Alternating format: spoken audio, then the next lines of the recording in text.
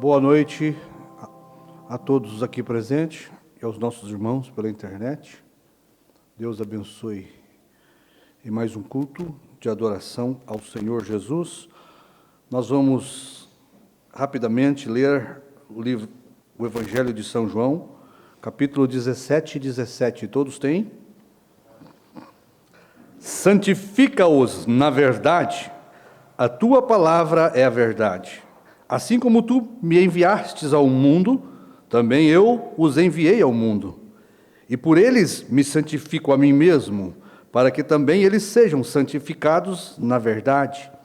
E não rogo somente por estes, mas também por aqueles que pela sua palavra hão de crer em mim, para que todos sejam um, como tu, ó Pai, o és em mim, e eu em ti, que também eles sejam um em nós, para que o mundo creia que tu me enviastes. Eu dei-lhes a glória que a mim me destes, para que sejam um, como nós somos um. Eu neles, tu em mim, para que sejam perfeitos em unidades, e para que o mundo conheça que tu me enviastes a mim, e que eu os tens amado a eles, como tens amado a mim. Precioso Deus, nosso Senhor Jesus, mais uma noite estamos diante da Tua Palavra, crendo que a Tua presença se faz presente e queremos pedir a Tua ajuda, Senhor, enquanto ensinamos a Tua Palavra, Pai. Que cada um aqui possa ter um ouvido espiritual para ouvir o que o Espírito está dizendo através, Pai, do homem que o Senhor usa, Pai. Nos ajuda enquanto testificamos da verdade para a Tua igreja, que possamos cada dia ser perfeitos nesta unidade que o Senhor veio trazer para nós. Que cada um aqui possa ter um coração, Pai, fértil para receber a verdade, e que esse coração possa produzir o fruto da Sua palavra. Perdoa nossas falhas, nossos fracassos, e ajuda nós, Pai. A nossa mente é pequena, é finita, nós não temos capacidade para entender a mente infinita do Senhor. Mas, ó Deus, Tu podes revelar-se a nós de uma forma humilde e simples, de forma que entendamos ao Senhor, Pai. Pedimos a Tua bênção a favor desses que estão aqui presentes, a favor daqueles que não puderam vir e a favor daqueles que estão através da internet, esperando, Pai, o Teu alimento. Em nome do Senhor Jesus, pedimos as Tuas bênçãos, Senhor. Amém. Amém. Podeis assentar, irmãos. Graças a Deus pelo privilégio que Deus nos dá de poder abrir esta Bíblia com liberdade, tá certo? Com liberdade para ouvir a palavra, com liberdade para cultuar. Graças a Deus pelas portas deste tabernáculo aberta ainda, né? Podemos aqui com liberdade, com alegria, com paz no coração, poder louvar ao nosso Deus, poder receber a bênção de Deus e ainda ter comunhão um com o outro em torno da palavra, né? E nós vamos falar um pouquinho hoje sobre a unidade de Jesus com Brana, né? A perfeita unidade de Jesus com Brana. Nós íamos falar semana passada, mas Deus nos dirigiu de outra forma. Mas eu creio que nós vamos falar um pouquinho sobre esta unidade hoje, de Jesus e Brana, né?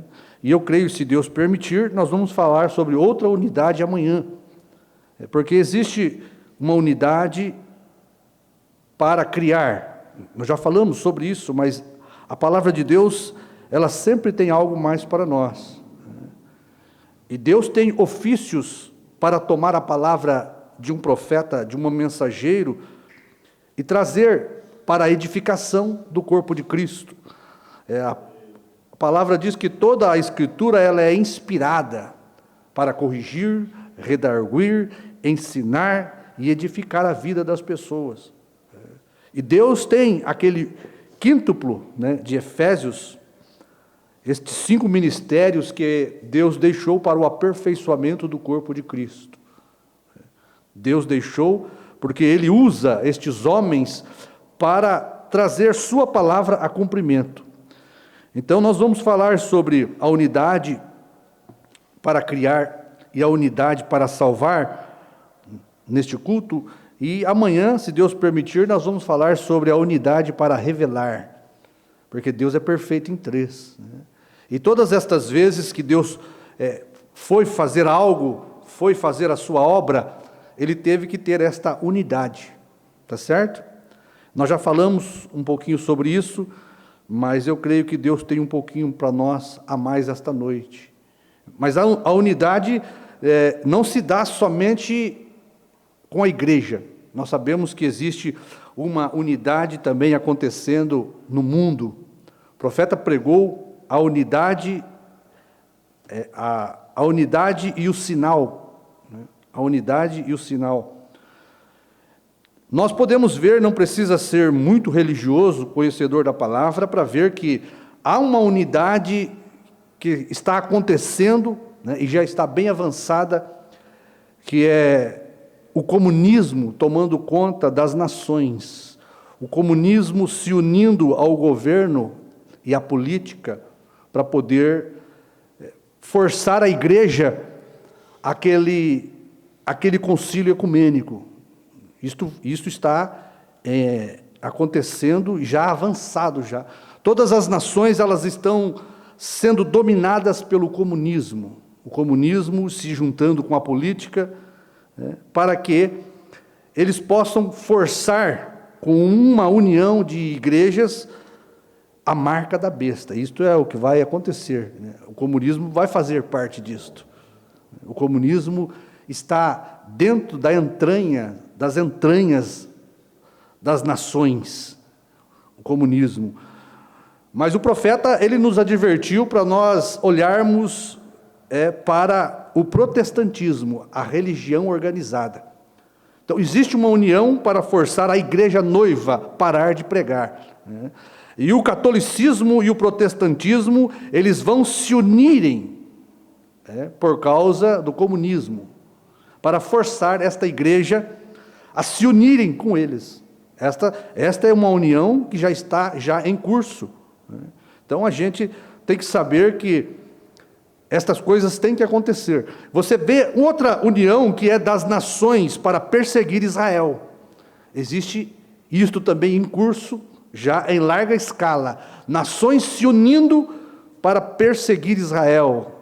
Israel está sendo perseguido agora em alta escala, né? E isto vai aumentar, né? Porque Deus está passando a tratar com os judeus. Só resta somente a partida desta igrejinha noiva para que ele se volte aos judeus. Então há várias uniões sendo feitas. Você veja que até o povo da mensagem, eles estão se unindo contra a palavra da esposa de Cristo, a revelação que João teve através de comer o livrinho. O próprio povo da primeira e segunda etapa, eles não estão atrás daquilo que eles precisam, que é fé de rapto. Eles estão atrás de grandes movimentos, eles estão atrás de popularidade, eles estão atrás de fazer um movimento pentecostal dentro da mensagem. Eles estão atrás de muitos cânticos, né, belos cânticos, atrás de um movimento para distrair, né, os crentes da mensagem. Eles estão fazendo isto, se unindo. Mesmo que não tenha a mesma crença, você é bem-vindo no nosso encontro. Embora você pense de outra forma, embora você não creia no que cremos, você está convidado a estar no nosso meio. É como as igrejas denominacionais também, eles não se importam de se ajuntarem, né? Mesmo que não tenha a mesma fé, a mesma crença, né? Deus trouxe a palavra para fazer separação. Existe uma união que é do homem e uma separação que é de Deus. Então tudo está se unindo para cumprimento da palavra. E a noiva está se unindo com a palavra para ser arrebatada. Pois foi isto que aconteceu com a abertura do 7º selo. Deus trouxe Jesus, a palavra, para haver uma união entre nós para que nós fôssemos um com Ele, e Ele em nós, para que nós fôssemos arrebatados. E para isto ser feito, nós temos que ser a palavra pura, né? Então, isto nós vamos deixar para um pouquinho para amanhã, porque isso faz parte de união para a revelação, revelação para rapto. Deus fez a primeira unidade na primeira vinda, foi para salvar. Deus fez a segunda unidade na segunda vinda para revelar e levar sua igreja. Em ambos esses acontecimentos, a primeira vinda e a segunda vinda, Deus teve que se unir ao homem para produzir a mensagem do dia e aquela mensagem ser derramada dentro de uma igreja. Nunca Deus veio diretamente para dentro da igreja. Ele teve que usar um homem antes, né? Então houve uma unidade na primeira vinda, no processo da redenção. Mas antes desta unidade da primeira vinda, Deus já tinha se manifestado para criar, ou feito uma unidade perfeita para a criação, porque Deus precisou vir de espírito à palavra, né? Deus precisou vir do Pai Espírito ao Filho de Deus chamado Logos, né? Deus precisou vir do invisível ao visível. Foi assim que Deus escolheu trabalhar para se manifestar para o homem. Mas Deus, o Espírito, se uniu com o Filho, que é aquela luz que nós temos aqui. Aquela luz âmbar, chamada a coluna de fogo. Aquilo foi chamado Filho de Deus quando saiu do Espírito. Porque Deus precisava de uma voz para criar. Por que foi chamado Filho de Deus? Porque saiu do Pai o Espírito. Então aquela foi a forma de Deus começar a se expressar e se revelar ao homem. O profeta ensina isso para nós. A forma visível do Deus Espírito. Então você tem uma unidade para criar, uma unidade perfeita. Unidade perfeita é quando ambos se tornam um. Ambos. Unidade perfeita é quando aquela manifestação se torna uma, tá certo? Uma unidade para criar, uma unidade para salvar, uma perfeita unidade para revelar. Quando aquela luz, aquele halo de cor âmbar saiu do Pai, o Espírito, aquilo não foi algo à parte do Pai, né? Aquilo não foi algo à parte de Deus. Foi chamado Filho. Ainda que aquilo foi chamado Filho de Deus, aquela luz era o corpo celestial, era o Pai Espírito em outra forma, o mesmo Deus em outra forma, o Espírito em forma de luz. Amém? O Espírito em forma de luz. Era uma unidade perfeita do Espírito com a luz teofânica, porque aquela era uma luz, mas aquela luz era um corpo teofânico. O profeta também ensina isto. Era a forma visível do Deus invisível, chamado Filho de Deus, porque saiu de Deus, tá certo?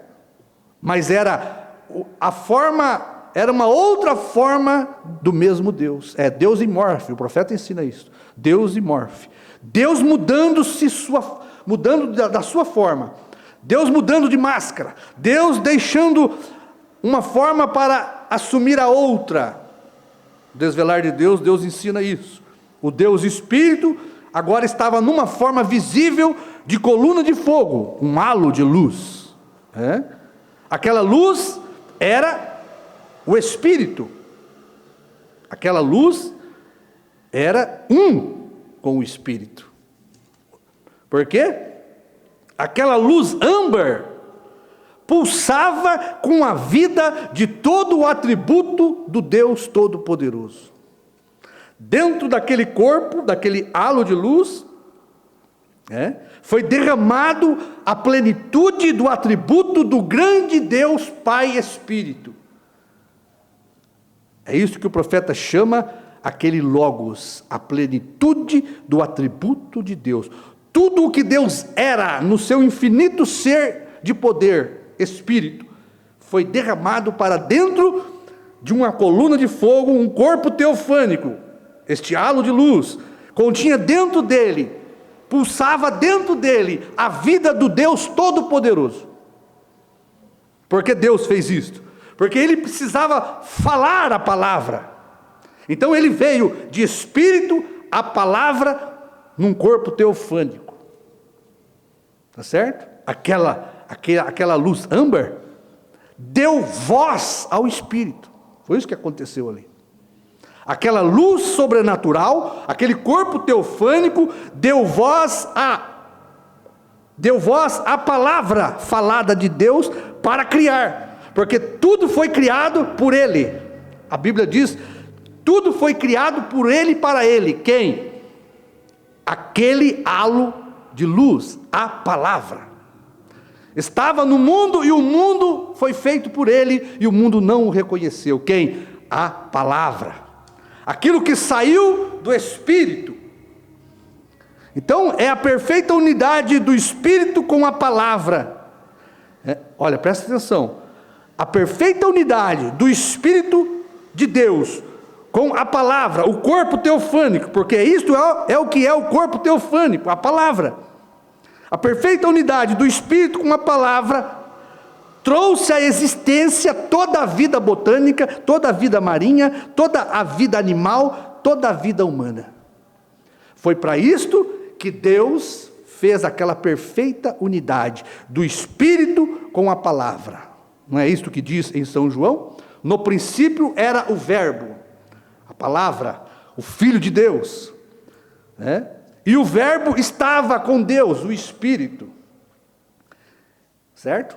E Deus, o Espírito, era o Verbo.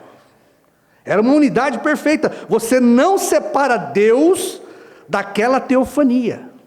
Você não separa Deus de sua palavra, né? Você não me separa da minha palavra. E você não pode separar Deus de sua palavra. Deus teve a palavra falada quando Ele criou aquele corpo palavra. Então, aquele corpo palavra era o Filho de Deus, trazendo à existência toda a vida, toda a criação, todo o ser humano. Amém? Por isso, você percebe que Jesus disse o quê? Minha palavra é espírito e vida. Meu corpo teofânico é espírito e vida. Amém? Minha palavra é espírito e vida. Minha palavra é corpo. O espírito é o Pai que habitou dentro do corpo. A vida de Deus dentro de um corpo. Minha palavra, o Verbo, é espírito e vida. Veja, agora nós temos outra unidade. Deus, depois desta unidade, Deus, o Espírito, foi feito um só com o corpo, palavra, teofania, para criar. Agora nós temos uma outra unidade. Deus tinha se expressado em seu atributo de Criador naquela teofania, aquela luz, né? Com aquela unidade perfeita, Ele fez toda a criação.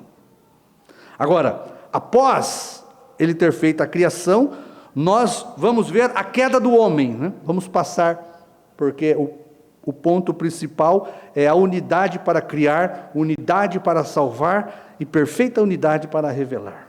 Então nós estamos na unidade para salvar. Depois que o homem foi criado, e Adão e Eva, eles caíram da palavra de Deus, eles perderam a vida eterna, eles transgrediram os mandamentos de Deus, e eles perderam a vida de Deus que eles tinham com eles, tá certo? Eles perderam a vida eterna, quando descreram da palavra de Deus. Deus tinha propósito, né? Deus, o profeta diz, Ele tinha um atributo dentro dele, né? E quando Ele fez esta união, ali antes do princípio, antes de Gênesis, Ele fez a primeira união, para manifestar o seu atributo de Criador, né? E após a queda, ele tinha outro atributo dentro dele que era de Salvador. E ele criou o homem na base do livre-arbítrio. Criou o homem e a mulher na base do livre-arbítrio. Ele sabia que o homem cairia. E ele poderia manifestar depois da queda o seu atributo de Salvador, porque Deus é Salvador. Só Deus é Salvador. Agora, nós temos esta unidade. Deus tinha expressado o seu atributo de Criador com aquela unidade. Agora ele vai expressar depois da queda o seu atributo de Salvador. Após a queda, Deus expressaria um atributo para salvar o homem. Seria outra unidade para salvar, uma unidade perfeita. Então, quando acontece a queda, vence aquele clamor. Vence aquele clamor. Quem é digno agora de salvar o homem? Porque todos pecaram e destituídos estão da glória de Deus. Deus precisava de um parente redentor. Deus precisava de um homem para salvar a humanidade. E o profeta, ele mostra na mensagem a brecha, Deus precisava de sangue humano, de carne humana, para remir o homem, porque o homem foi trazido para ser humano, carne e sangue. E agora, depois da queda, Deus precisava de um salvador parente, um parente redentor, para salvar este homem caído, destituído da glória de Deus. O homem pecou e agora estava destinado a morrer e ter sua alma condenada ao inferno. Deus precisava expiar o pecado do homem. E a própria lei de Deus já tinha determinado que eles morreriam para pagar o preço do pecado deles. Deus poderia ter matado Adão e Eva, ter exterminado os dois, e estaria resolvido, porque eles pecaram, e o preço do pecado, o salário do pecado é morte.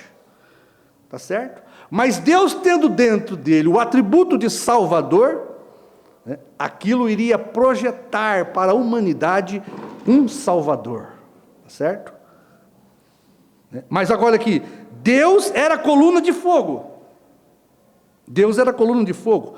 Deus era um corpo teofânico. Deus não tinha sangue, Deus não tinha carne. Ele era uma teofania que aparecia e desaparecia.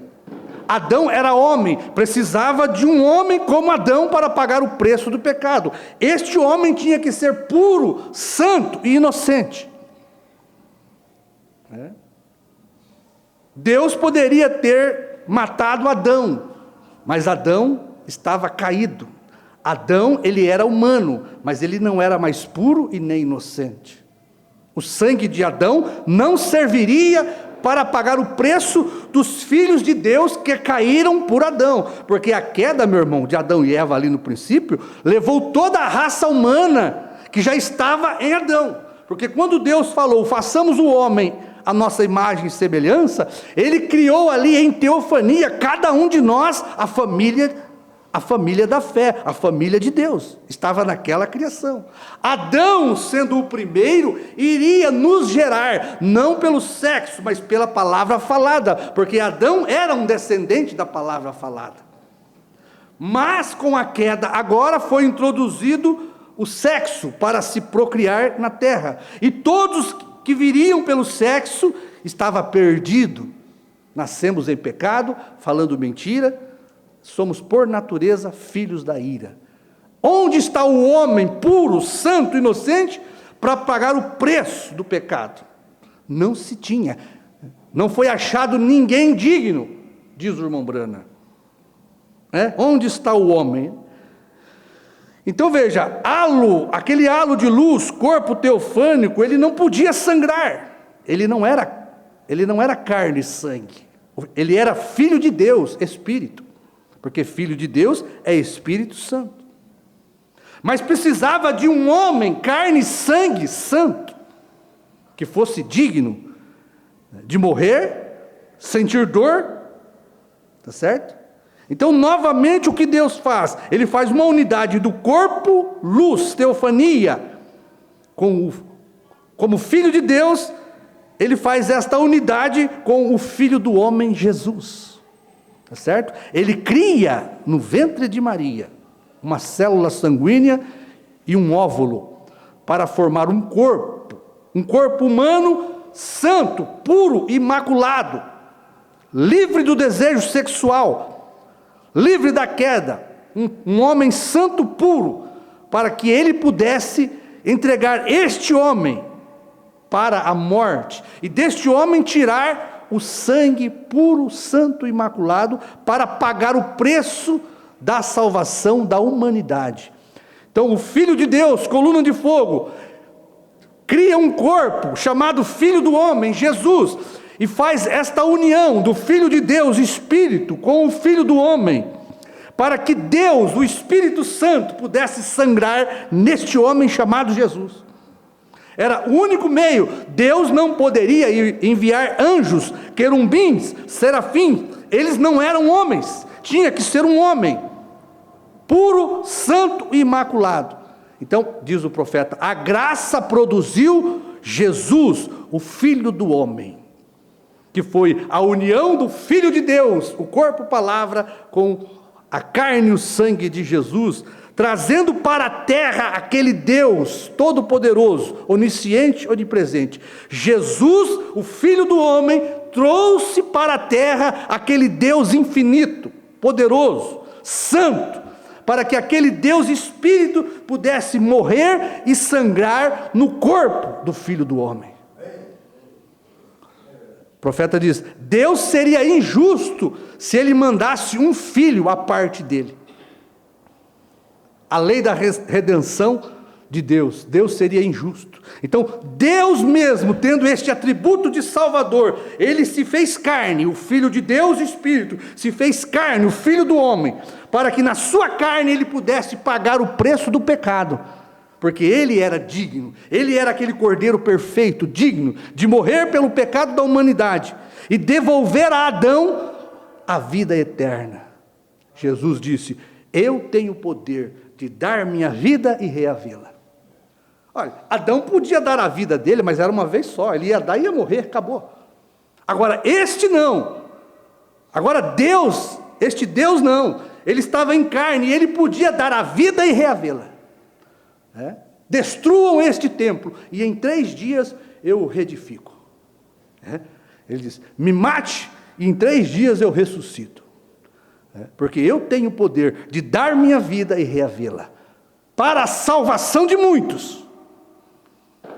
Então veja, Deus, ele tinha esse atributo, sua lei de redenção exigia um parente redentor, um homem. Anjos não podia, serafins, querubins não podia, ainda que eles fossem puros e santos, mas eles não eram da nossa linhagem, eles são anjos. Como Filho de Deus, o halo, coluna de fogo, o corpo teofânico, não é nossa linhagem é humana. Adão era de linhagem humana, tinha que ser um ser humano, por isso Deus se fez humano. O Espírito Santo se fez filho do homem, o Filho de Deus, o Espírito Santo se fez filho do homem, amém? Adão e Eva eram os únicos seres humanos, veja, serafins, querubins, não tinha ninguém que fosse digno, que pudesse verter sangue puro. Deus precisava de um homem. Então a graça proveu para nós aquela perfeita unidade do Pai Espírito com o Filho Palavra. Tá certo? E eles não foram 2, eles foram um só. Eu e o Pai somos um. Deus formou com o Filho de Deus sua teofania, seu corpo de luz, uniu com o Filho do homem, Jesus, para que Deus, o Todo-Poderoso, pudesse ser perfeito, para morrer num corpo, sangrar e pagar o preço do pecado. Deus fez esta perfeita unidade. Só Deus era digno, só Deus podia fazer isto, Só Deus. Então, irmãos, quando você vê esta unidade tão perfeita que foi, Jesus e o Pai, era tão perfeito e unidade que disse Jesus que ele não podia fazer nada se o Pai não mostrasse primeiro, certo? Porque era o Espírito que dominava a carne de Jesus. Jesus só podia ver se a coluna de fogo mostrasse, tá certo? Jesus só poderia ter uma visão se a coluna de fogo lhe desse. Tudo que o Pai fazia, ele diz, tudo que o Pai faz, o Filho faz igualmente. Não é assim? Quando o seu corpo move, é porque o seu espírito já moveu. Tá certo? O seu corpo move depois que seu espírito se move. É o espírito que domina o corpo. Tá certo? O espírito do Pai estava no corpo, Jesus, para dominar o Filho e levá-lo à morte, como um cordeiro. Amém? Então, a perfeita unidade do Filho de Deus, a coluna de fogo produziu e proveu o Filho do homem, nosso parente redentor. O Pai em mim, eu em ti e eu neles. Isto para a salvação. Quando nós lemos essa escritura, você tem que saber que esta unidade foi para salvar o homem. Deus, o Espírito em Jesus, o Filho, e o Filho Jesus na igreja, para salvar. Uma perfeita unidade de Deus, o Filho e a igreja. Amém? Até mesmo Jesus disse isso. Aí quando você olha Jesus, este mesmo Jesus, que morreu na cruz, que pagou o preço do pecado, que trouxe a salvação para a humanidade, nesta perfeita unidade que Deus, o Pai, fez com o Filho, produziu a salvação para a humanidade. Mas Jesus, ele prometeu voltar pela segunda vez. Porque se ele não vem para abrir o livro e reclamar o que ele salvou, continuaria a raça humana perdida. Tá certo? Ele tinha que voltar para cumprir o restante das profecias, para terminar. Deus não faz obra incompleta. Tá certo? A metade da obra foi feita com Jesus. A encarnação do Pai no Filho. Deus e Jesus, o Espírito e o Filho, Jesus, começaram a obra. Quando Jesus morreu na cruz, ali foi a metade do preço. Ali foi pago o preço. Tá certo? Mas se ele não retorna para reclamar-nos com a abertura do livro, perderia toda aquela obra de salvação. Deus não faz obra incompleta, tá certo? Então ele morre. Quando Jesus, o Filho de Deus, num corpo humano, Filho do homem, morreu, ele deixou de ser carne e sangue, um homem. Ou seja, ele deixou de ser o nosso parente redentor. Ele deixou de ser carne e sangue, porque carne e sangue não herda o reino dos céus. Ele diz, eu vim de Deus e volto para Deus. Eu vim do Espírito à carne e volto de carne ao Espírito. Tá certo? Como ele morreu, ele não podia abrir o livro, porque Jesus morreu. Jesus morreu e foi ao Pai. Voltou a ser coluna de fogo. Voltou a ser filho de Deus, a teofania. Tá certo? Foi isso que ele fez, porque ao homem é concedido viver uma vez só. Aquele Jesus viveu aqui na terra uma vez só. Agora veja, o processo da salvação, metade do processo da redenção terminou quando Jesus morreu e pagou o preço do livro e da vida de cada um de nós, os eleitos de Deus. Agora, ele tinha que interceder no trono do Pai por 2000 anos. Ele tinha que interceder com o seu sangue vertido na cruz do Calvário. Agora, aquele Filho de Deus teofânico era um filho, o Espírito Santo intercessor. Acompanhe que isso vai ser importante para amanhã também. Este mesmo Jesus prometeu voltar depois de ter pago o livro da redenção. Este mesmo Filho do homem teria que voltar para reclamar os seus. Ou seja, ele teria que vir e cumprir o restante das Escrituras que falavam dele. Depois que o Filho de Deus o Pai esteve nesta unidade com o Filho do Homem, Jesus, morreu, pagou o preço do livro, e a vida de cada eleito, ele voltou de carne, tá certo? Ele voltou de carne do Filho do Homem a Filho de Deus, o Logos novamente. Foi isso que o irmão Branham diz aqui, ó. Agora, isso não quer dizer, irmãos, que aquele corpo não existe mais, tá certo? Mas aquele corpo não é mais carne e sangue. Deus não poderia usar aquele corpo, tá certo? Porque se ele exigiu um parente redentor para salvar, este mesmo Filho do Homem, parente redentor, teria que abrir o livro para nós. Então veja aqui, ó, mensagem Hebreus, capítulo 3, parágrafo 73. Observe a palavra, Paulo. Primeiro encontrou ele no Velho Testamento, ele voltou no Velho Testamento. Ele encontrou isto, ele viu que aquela sua experiência, absolutamente, veja, agora aquela luz, que foi aquilo que me derrubou? Que foi aquilo que me derrubou? Era a luz. Uma grande luz ali brilhando, como o sol, de pé diante da sua face. Ele disse: Saulo, Saulo, por que me persegues?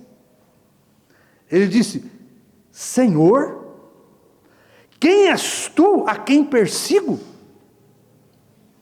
Ele disse: eu sou Jesus. Eu sou Jesus.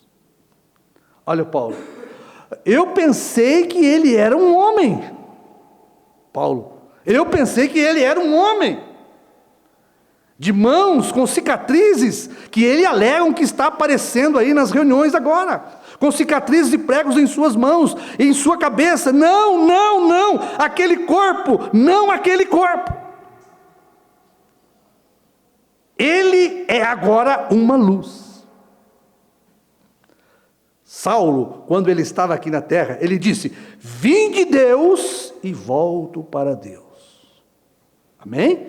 Vim de uma teofania, vim de um espírito, de um corpo celestial, a carne, para pagar o preço do pecado.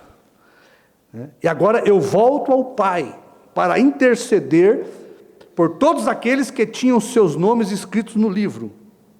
Vai acompanhando. Então veja, agora ele prometeu voltar. Ele voltou de carne, filho do homem, ao que ele era, filho de Deus. O halo de luz. Agora, como intercessor, ele intercedeu por 2000 anos, 7 eras da igreja. Agora veja aqui, agora estamos em Apocalipse 4 e 5.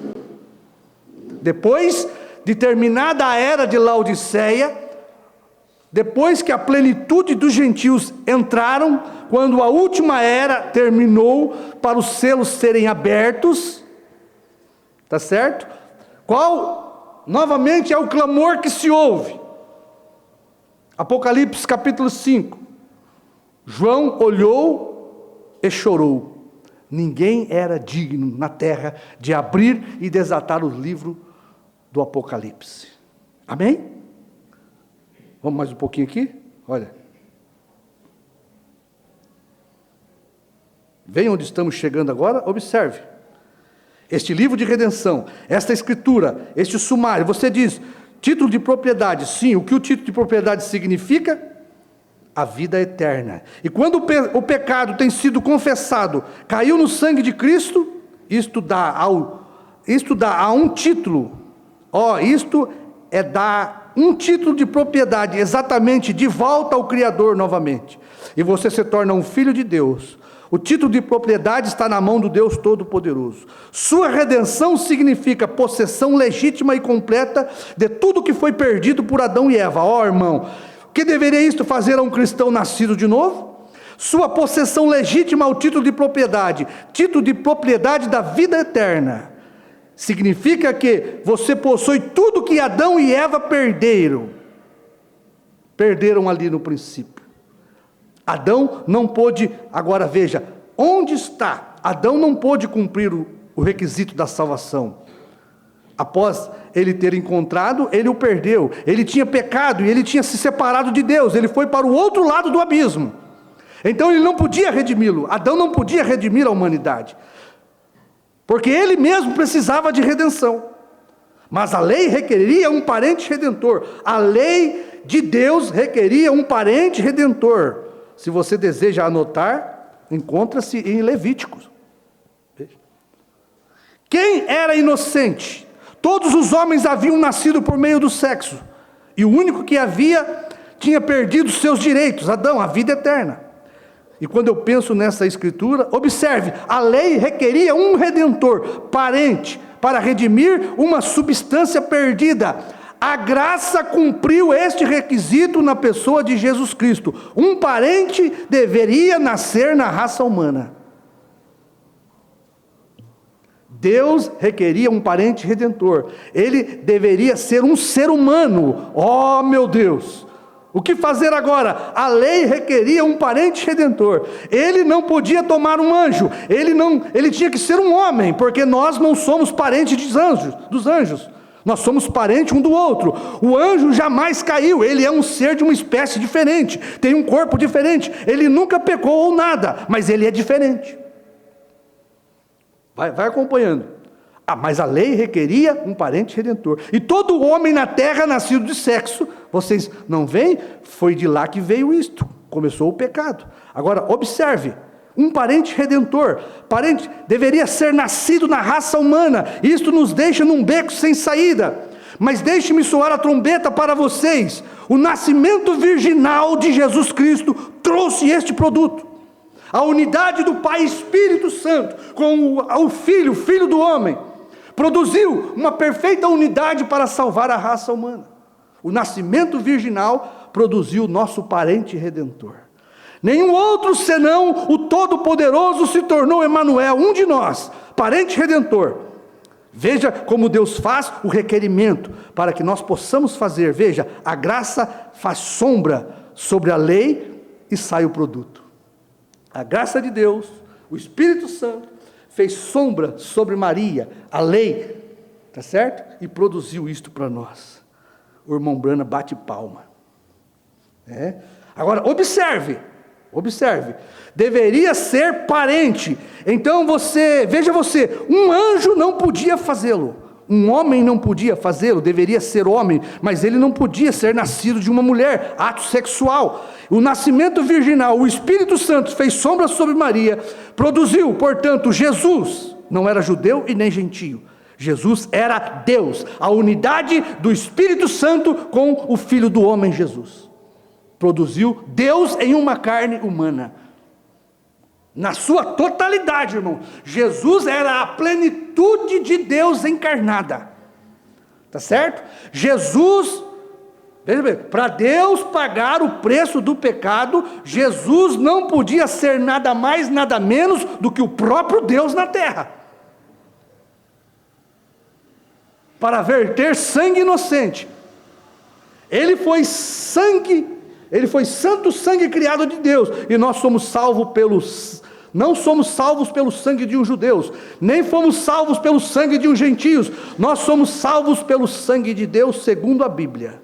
Amém? Amém. O tempo passa muito rápido, né? A graça, esse foi o requisito, esse foi o que cumpriu o requisito. A graça produziu a pessoa de Jesus Cristo, e nós encontramos este livro. Deus estendeu sua tenda, veio de Deus para se tornar homem. O interessante, irmãos, que os irmãos devem observar, que antes de o irmão Brana trazer este mesmo requisito para o livro ser aberto, ele coloca o requisito do Redentor para salvar. Antes dele mostrar a unidade agora de um ser humano com Jesus para abrir o livro, ele mostra a unidade do Pai com o Filho Jesus para salvar. Porque ele quer trazer isto que eu estou trazendo por irmão. Mostrar que ninguém era digno, nenhum homem era digno de morrer pelo pecado da humanidade. Quando nós chegamos aqui no término da redenção, aquele mesmo Jesus, Filho do homem, que foi digno de morrer, e tomar o livro, ele tem que voltar como homem, para desatar os selos e abrir os mistérios e reclamar à igreja. Não adianta ele só morrer pelo livro, se ele não volta pela segunda vez, para reclamar por quem ele morreu, toda a raça humana continua perdida, e João chorava muito, porque não for achado ninguém digno nem de olhar para o livro. Então o irmão Branham pregou esta mensagem à brecha, e ele está mostrando claramente aqui, que houve uma unidade perfeita do homem com Deus, Jesus e o Espírito Santo do Pai, e tem que haver novamente nos últimos dias outra unidade, porque Jesus não é mais carne e sangue, ele voltou a ser o Pai, o Espírito Santo. Veja, ele mudou o curso, ele mudou seu curso de todo-poderoso para ser um homem, tomar a forma de um homem, para que assim ele pudesse morrer e redimir o homem. Espere até que o vejamos. Veja, o Deus Criador, Espírito, desceu, se tornou homem, a fim de que pudesse tomar o pecado sobre si e pagar o preço e nos redimir a Deus novamente. Aí está o Redentor.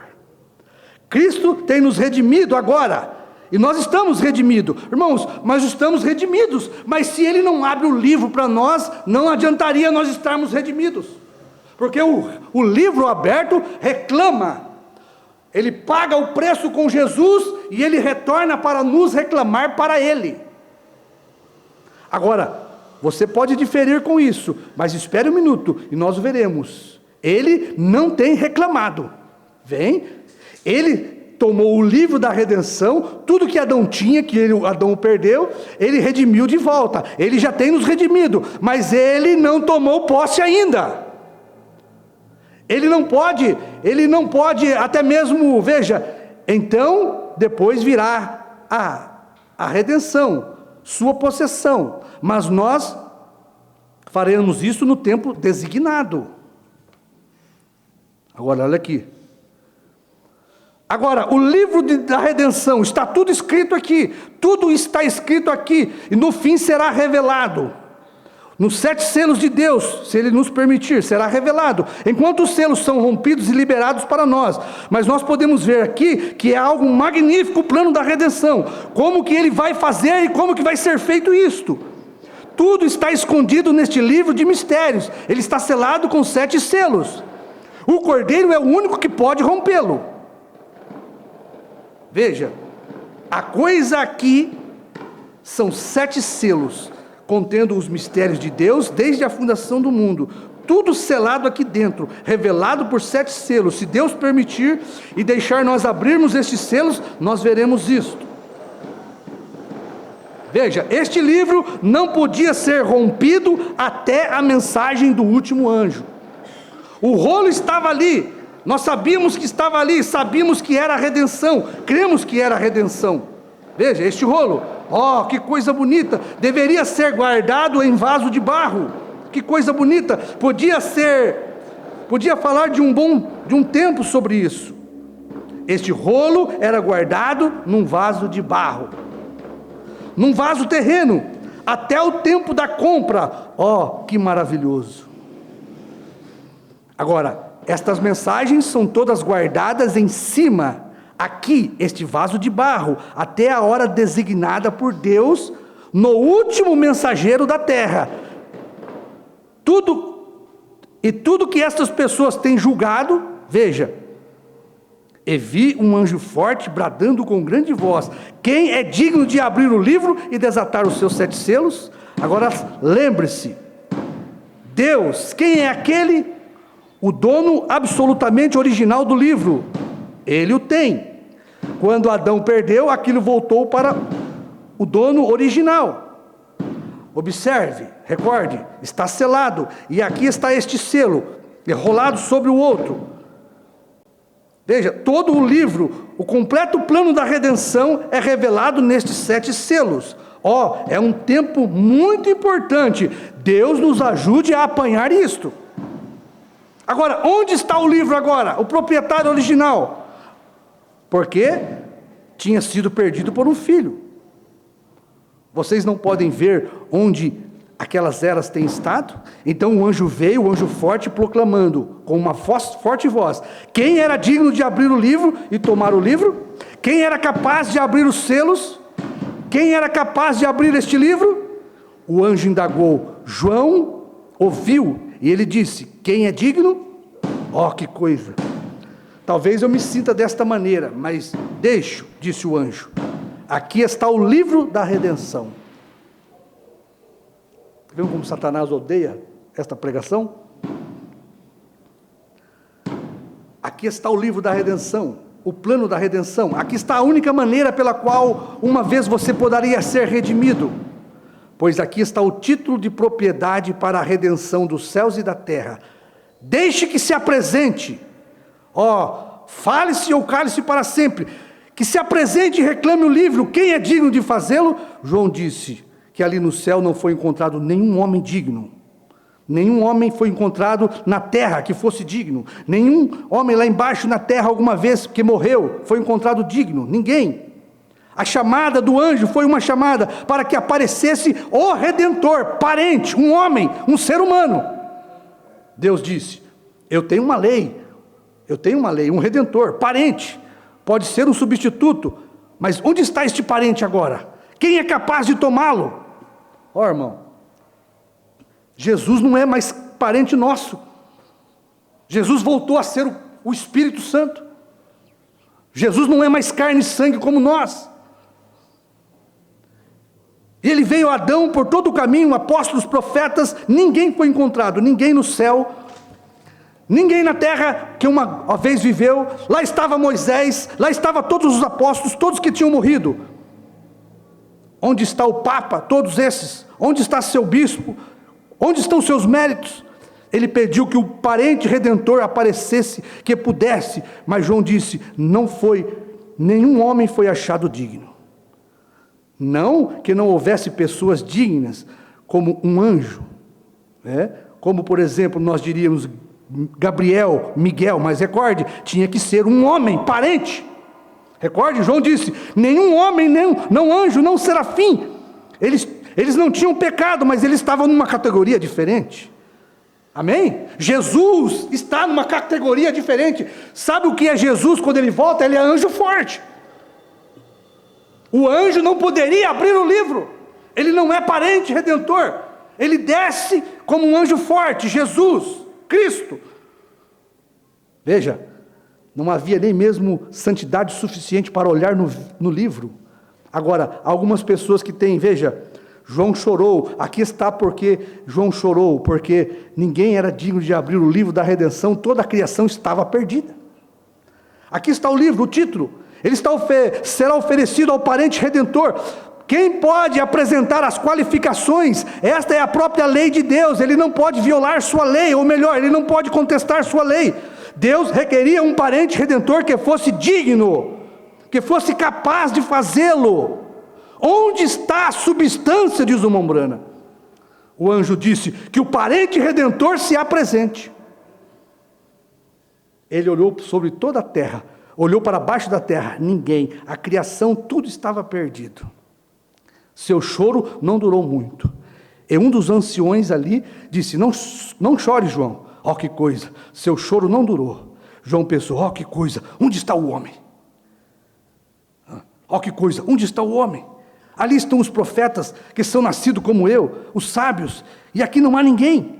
Eu desejo um homem que seja capaz de fazê-lo. Eu quero um homem para redimir, para abrir o livro. Oh, se as pessoas pudessem ver isto, todas as dúvidas, meus irmãos, seriam desfeitas, tá certo? Todas as dúvidas, se as pessoas pudessem crer nisso. Onde está o homem parente redentor para abrir o livro da redenção e desatar os seus 7 selos? Por isso, agora aqui, olha, o Mombrana, nesta mensagem, ele diz aqui, olha. Então você vai agora, Apocalipse 10, do 1 ao 7, um anjo forte desce vestido de uma nuvem. Ele desce para quê? Ele desce porque ele já tomou o livro na sua mão. Ele desce para abri-lo, tá certo? Ele desce com o livro na mão. O cordeiro era digno, ele toma o livro, desce nesta nuvem. Mas por que ele fica naquela nuvem e o 7º selo, Brana, é levado para dentro da nuvem? Porque o sétimo selo tem que trazer ele para a terra, como um homem, parente redentor. Aí você fala, mas o Mombrano não era digno. Não era digno. Todos os profetas foram parte da palavra, tá certo? Mas quando Deus se derramou dentro de Jesus, ele era a totalidade de Deus numa carne, tá certo? Todos os profetas têm parte do Espírito Santo, mas quando Deus se derrama completamente dentro de um homem, aquele homem é Deus em carne humana. Não é duas pessoas. Os irmãos estão vendo a perfeita unidade do sétimo anjo? Quantos viram ele naquela nuvem se materializando? O Filho de Deus, o Espírito Santo das eras, se materializando no Filho do homem, de um homem, um profeta. Tá certo? Aí você diz, o irmão Branham não é o filho do... Não, de forma alguma. Ele diz isto. Tá certo? Ele diz isso, não vai dar tempo de nós lermos. O irmão Branham não é o filho do homem. Mas tem uma coisa. Jesus só pode se manifestar como filho do homem por causa do sétimo anjo. Se não tivesse o sétimo anjo aqui, e ele fosse levado para dentro da nuvem, Jesus nunca desceria aqui para abrir o livro, porque Jesus não é mais nosso parente redentor naquela teofania. Saiba a plenitude, olha, mensagem de Cristo, mistério de Deus revelado. Saiba, a plenitude da divindade é declarada, este segredo do mistério é agora revelado, que Deus está manifestado. Olha, Deus e homem têm se tornado um. Você pode crer nisso? Ó, Deus e o homem têm se tornado um. Homem ungido, Cristo, que significa ungido? Ungido com a plenitude da divindade corporizada. Ó, como pode as pessoas duvidarem? Olha aqui, onde uma vez parcialmente Moisés o tinha, parcialmente Davi o tinha, ó que coisa. Porém, aqui está ele manifestado na plenitude, a própria deidade estando sobre a terra. Deus em sua plenitude para morrer pelos pecados. Olha, presta atenção agora aqui, ó. Ele está levando para aquela unidade. Mas preste atenção, olha. A própria deidade estando sobre a terra. Deus em sua plenitude para morrer pelos pecados das pessoas. Para quê? Para quê? Para que ele pudesse trazer para a sua igreja uma vida santificada. Nunca fumes, nunca bebas, nunca corrompa seu corpo. Para que ele pudesse ter a preeminência naquele corpo. Ou seja, ele seria aquele homem. Tá certo? Deus teve a preeminência em Jesus. Jesus só fazia o que o Pai mostrava. Não era Jesus que fazia, mas era o Pai nele. Porque Deus, o Espírito Todo-Poderoso, teve a preeminência no corpo de Jesus. E agora? Ele teve morrer pelos pecados da humanidade. Agora ele salvou, nos redimiu. Agora você tem homens e mulheres santos que podem abrigar a deidade. Moisés em parte, outros profetas em parte. Mas ele tinha que trazer para a sua igreja uma vida santificada, para que ele pudesse ter a preeminência em plenitude. Em sua igreja, para manifestar cada promessa nesses últimos dias que ele prometeu. Para que Jesus foi manifestado? Para mostrar Deus. Ele era Deus, ele tinha que ser, ninguém podia morrer, nenhum dos profetas podia morrer, ele era Deus, ele era Deus, ele era o Deus dos profetas, amém? Aquele que é, aquele que há de vir, através do seu propósito. Agora veja aqui, ó para onde ele levou esta vida santificada. Através deste propósito, ele obteve uma igreja. Você vai ver sempre o Mombrana se referindo a ele como uma igreja. Olha, ele pudesse ter uma igreja, para que ele, olha, pudesse ter a plenitude de Deus, pudesse realizar cada palavra prometida de Deus nesses últimos dias. Quando ele recebe a preeminência, ó, presta atenção, quando ele recebe o primeiro lugar, a preeminência na igreja, em um corpo, a posição, seu lugar na igreja, Jesus disse, aquele que crê em mim. Foi nesse que Jesus recebeu a preeminência. Aquele que crê em mim fará estas obras, e as fará maiores, porque eu, Espírito Santo, terei neste homem a preeminência. Não é ele fazendo, mas é eu nele. Não é Brana que faz as obras, é Jesus que habita em mim que faz as obras. Tá certo? Veja novamente a perfeita unidade de Jesus, o Filho, agora com o 7º anjo para abrir o livro. Deus, o Senhor Jesus, precisava de um corpo. Tá certo? Lá ele não tinha corpo, porque o pecado não tinha sido pago. Agora ele pagou o preço. Agora ele pode usar o corpo que ele desejar. Olha, para que você não tenha dúvida, 40, como fui com Moisés, serei contigo. Deus pode pôr seu espírito inteiro sobre um homem, se ele quiser. Ah, mas o irmão Brana nasceu de sexo. Nasceu, mas Jesus Cristo, com a remissão do pecado do teu sangue, anulou aquele nascimento.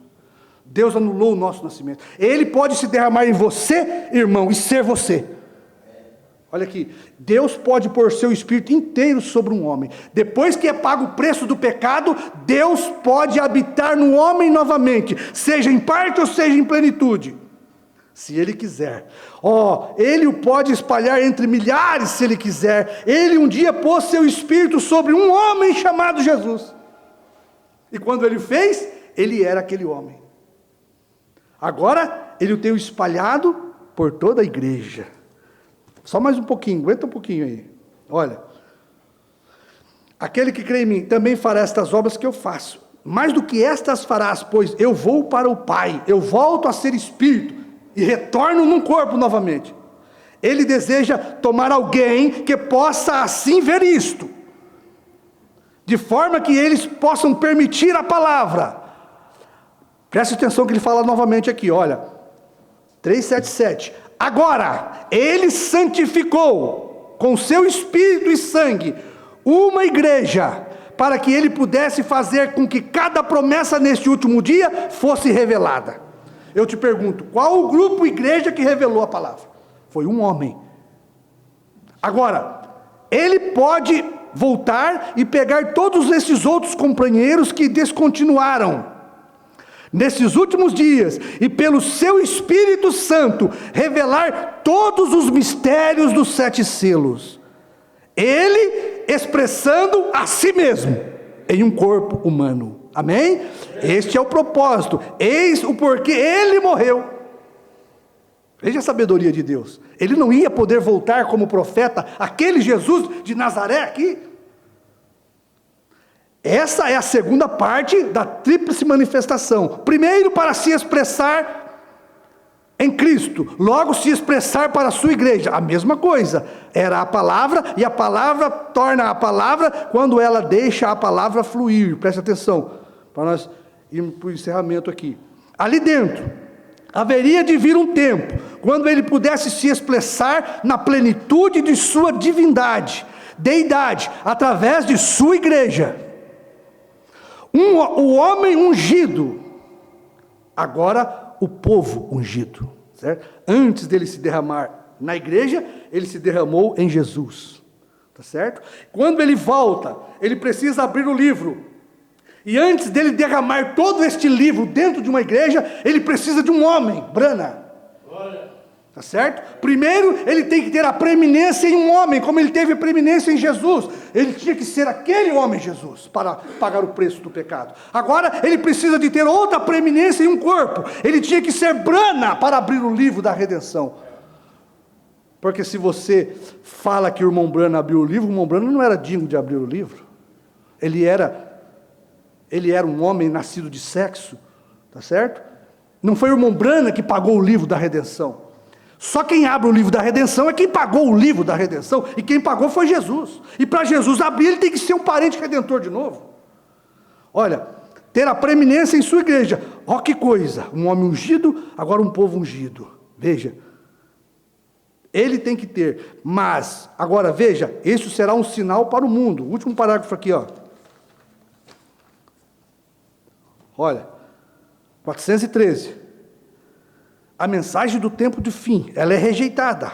Agora, nenhuma denominação, mas a revelação de seu mistério, nenhuma denominação, a revelação de Deus, não é conhecido pela denominação, ela é conhecida pela revelação. Olhe, Deus em seu corpo, Deus em seu corpo, o Pai no corpo Jesus. Jesus era o corpo de Deus. Cristo é Cristo em seu corpo. Brana.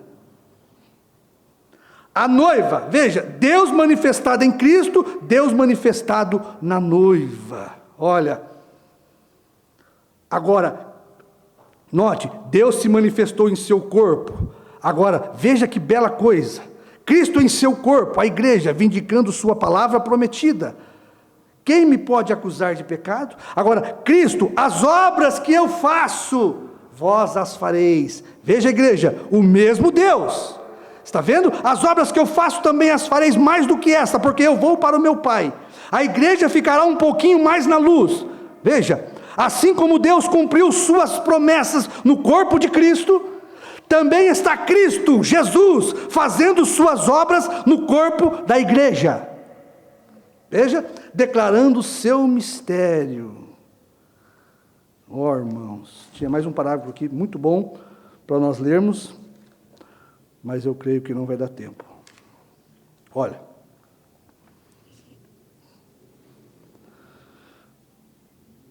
Este é o grande mistério do amor de Deus expresso, que Deus e o homem se tornaram um. Amém? A perfeita unidade. Agora olha aqui, está vendo?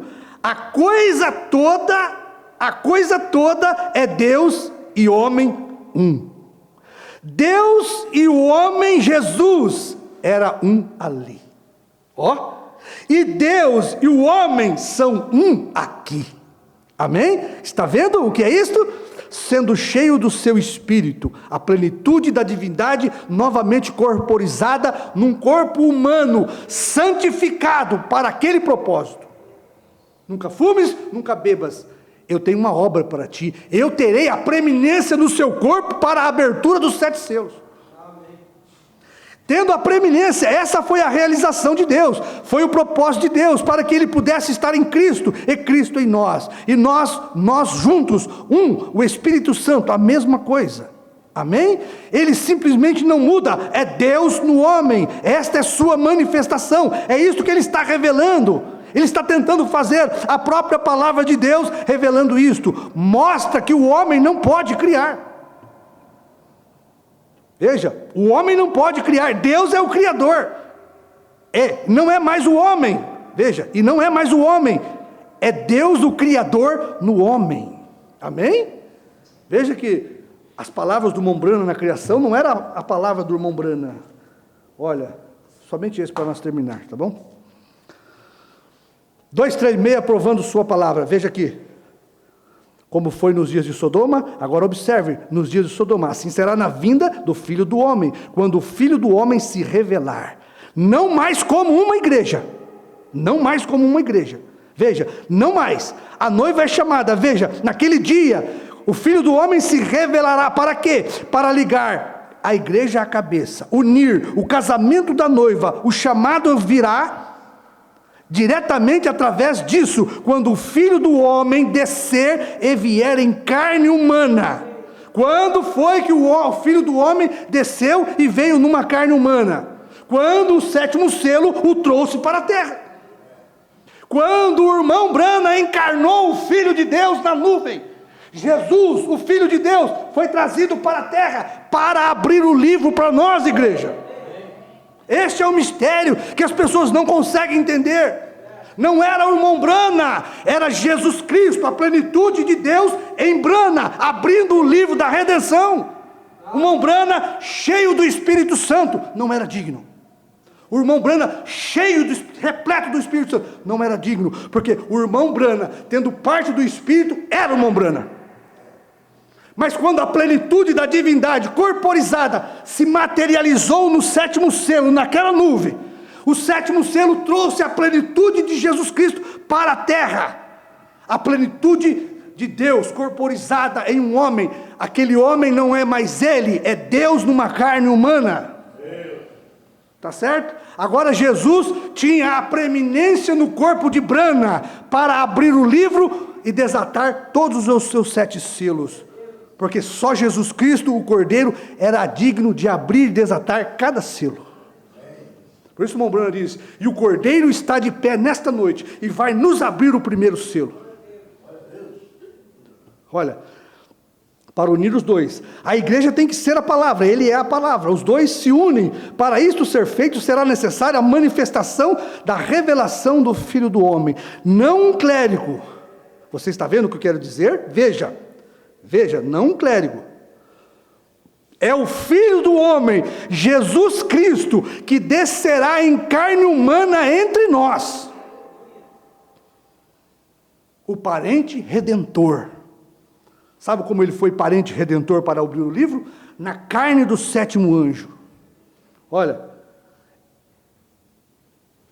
E tornará a sua palavra tão real que unirá a igreja como ele sendo um, a noiva. Então ela irá para o lar. Agora, esta unidade, aqui como o Bruno está falando do casamento, foi quando Jesus Cristo mesmo, o Filho de Deus, Espírito Santo, desceu num filho do homem. O irmão Brana não é o filho do homem, mas precisou o filho de um homem, profeta, subir naquela nuvem para trazer o filho do homem à terra. Porque Brana, um filho do homem, profeta, não podia abrir o livro. Tinha que ser o filho do homem. O que é o filho do homem? A plenitude da divindade, se corporizar. Quantos viram se materializando? Bom, é só você pensar, por que Deus levou o William Branham naquela nuvem? Jesus não pode pisar nesta terra, ele tinha que ter um corpo de um ser humano. O irmão Branham não é o filho do homem, mas sem o sétimo anjo, sem William Branham, Jesus não poderia se manifestar na terra como filho do homem. Por isso precisou de uma vida santificada como a de Branham, um profeta. Precisou do último anjo, o último ministério. Deus tinha que vir neste último. E Deus tomou o corpo de William Branham, o seu próprio, fez daquele corpo o seu próprio trono. Porque é isso que a Bíblia diz, que ele assentaria no seu próprio trono. E tomou o livro dos mistérios de toda a Bíblia, o livro da redenção, e terminou ali, abrindo para nós, no corpo de um homem. Olha, a gente podia ler mais aqui, mas o tempo está esgotado, tá bom? Deus Todo-Poderoso, queremos agradecer o Senhor, que Tu possas, ó Deus, tomar estas palavras, estes parágrafos, Pai, e trazer luz para a Tua igreja, Senhor. Abrir o entendimento daqueles que precisam ter o entendimento aberto, Pai. Se existe algum eleito para ouvir isto, Pai, que ele possa ser despertado com a palavra do Teu profeta, com a mensagem do Teu profeta, que ele possa ser despertado com este livrinho que João comeu, Pai, porque hoje nós estamos vendo isto porque comemos o livrinho com João, Pai. Abençoa cada irmão através da internet, cada irmão aqui presente, em nome do Senhor Jesus Cristo. Amém.